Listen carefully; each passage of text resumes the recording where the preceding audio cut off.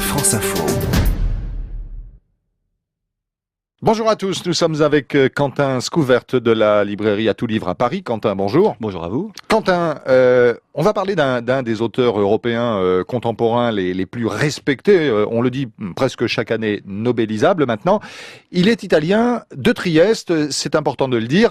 Il s'appelle Claudio Magris et il vient de publier Classé sans suite chez l'arpenteur Gallimard.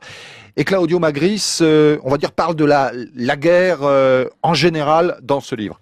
Oui, alors pour faire ce roman, Claudio Magris s'est appuyé sur l'existence d'un vieil original qui existe à Trieste, qui accumulait dans un hangar de façon un peu compulsive et maniaque toutes les armes qu'il trouvait, donc un espèce de collectionneur fou qui avait l'idée de faire une entreprise un peu paradoxale de musée de la guerre pour dénoncer la guerre. Voilà. À des fins pacifistes. À des fins pacifistes, voilà.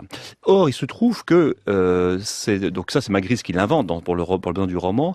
Il lui invente un carnet dans lequel, entre autres réflexions de souvenirs pendant la période d'occupation à Trieste, cet homme-là serait allé à la Rizziera des San Saba, qui était un camp d'extermination nazi au cœur de la ville, dans une ancienne usine de rizières au-dessus de la ville, et où ont été assassinés de nombreux... Le seul d'Italie, d'ailleurs, je crois. Tout à fait, voilà. Et il aurait été collecté des graffitis dans cette prison. Graffitis poignants d'une part, mais aussi des listes de collaborateurs nazis, de mouchards et de Trieste. Et évidemment, donc du coup, tout le monde a intérêt à mettre la main sur ce carnet, puisque une grande partie des édiles de Trieste après-guerre sont restés en place. Voilà, donc ça, c'est pour le fil, on va dire, policier le récit voilà. de ce roman. Après, évidemment, Magris est aussi un grand spécialiste de la mythologie Europa, un très grand européen, c'est-à-dire quelqu'un qui réfléchit sur les identités européennes. Germanophile, évidemment.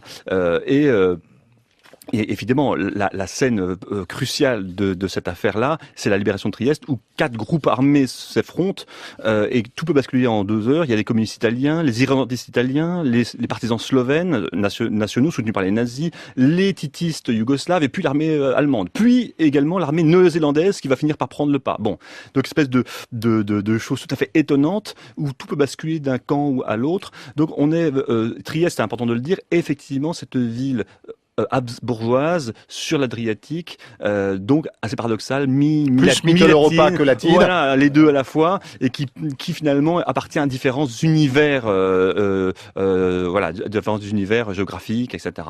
Donc Magris met tout ça en place dans un roman tout à fait brillant, très touffu, avec un personnage féminin dont je parlerai pas trop, qui est la femme qui s'occupe de ce musée et qui a une trajectoire tout à fait étonnante. Et qui est elle-même juive, qui a eu évidemment quelque chose à voir avec ce passé. Histoire, tout à fait. Classé sans suite de Claudio Magris, publié chez l'arpenteur, chez Gallimard. Quentin, vous allez nous parler d'un essai, pas très loin d'ailleurs peut-être de cette thématique dont on parlait un instant.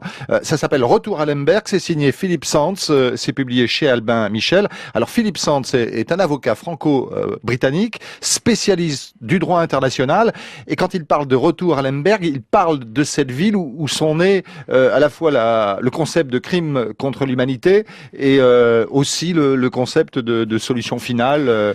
Oui, alors c'est pas né à Lemberg, mais par contre un des protagonistes du livre important, Hans Frank, qui était gouverneur général donc de Pologne nommé par Hitler, est un des organisateurs les plus terrifiants et zélés de la solution finale. Il était le numéro 2 sur la liste au procès de Nuremberg. Ce livre met en place 4 personnages: le grand-père de l'auteur, qui est d'origine de cette ville, Lemkin et Lauterpart, 2 juristes juifs émigrés, l'un aux États-Unis, l'autre en Angleterre, et qui vont devenir les têtes de file des délégations américaines et anglaises à Nuremberg, l'un étant le créateur du concept de génocide, le deuxième de crime contre l'humanité, et le 4e larron étant Hans Frank. C'est un livre qui à la fois est un récit très très passionnant sur Lemberg, donc cette ville habsbourgeoise elle-même, capitale orientale de l'Empire austro-hongrois. Aujourd'hui, ils vivent en Ukraine, vivent cosmopolites, de très grande culture. Et puis, c'est également un essai juridique où on est vraiment plongé dans les coulisses de Nuremberg, comme jamais on l'a été. Donc un livre absolument passionnant et brillant que je recommande évidemment à la lecture de tous. Et ça s'appelle Retour à Lemberg, c'est signé Philippe Sands, publié chez Albin Michel. Merci Quentin Scouvert de la librairie À Tout Livre à Paris, et c'est l'une des librairies du réseau lalibrairie.com. Merci Quentin. Merci à vous.